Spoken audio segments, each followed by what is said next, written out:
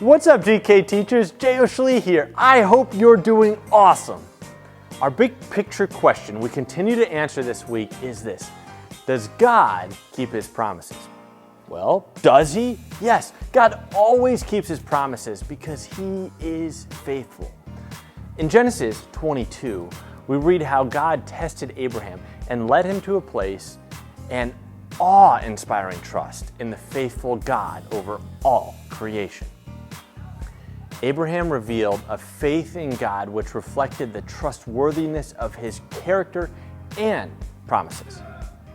In today's story of Abraham and Isaac, we learn what it looks like to entrust everything to God and to believe he, God, is worthy of our ultimate obedience. God called Abraham to offer up his only son as a sacrifice. Abraham's response to what seemed like such an outlandish command from God was just to get up early and begin his journey, right? Abraham's like, what? This is crazy. Yeah, let's get up early and begin his journey to the unknown place God would reveal to him. What trust.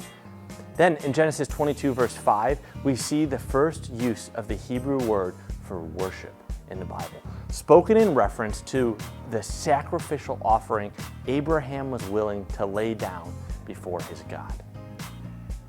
When Isaac inquired about the lamb for the offering, right? Makes sense. Abraham replied, God himself will provide. Though logically the death of Abraham's son would make God's promises impossible, God would faithfully provide the ram they needed and make good on his promises to bless Abraham through his only son Isaac. Check this verse out. Hebrews 11 verse 19 states that Abraham considered God to be able to even raise someone from the dead. Abraham's faith-filled obedience demonstrated that God could be trusted in any circumstance. With each new command he received from God, his response was to obey and obey.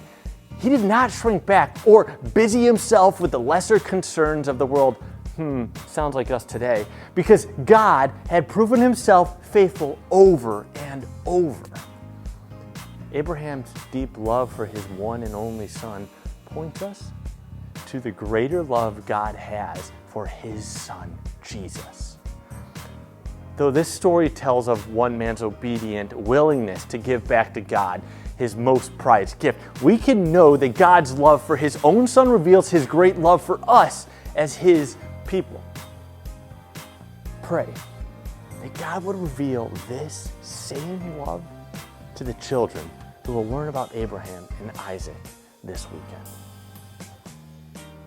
And that they too would be willing to offer back to him their lives as living sacrifices of worship. Thank you, teachers, for your constant guidance in the kids' lives. You are awesome. See you on Sunday.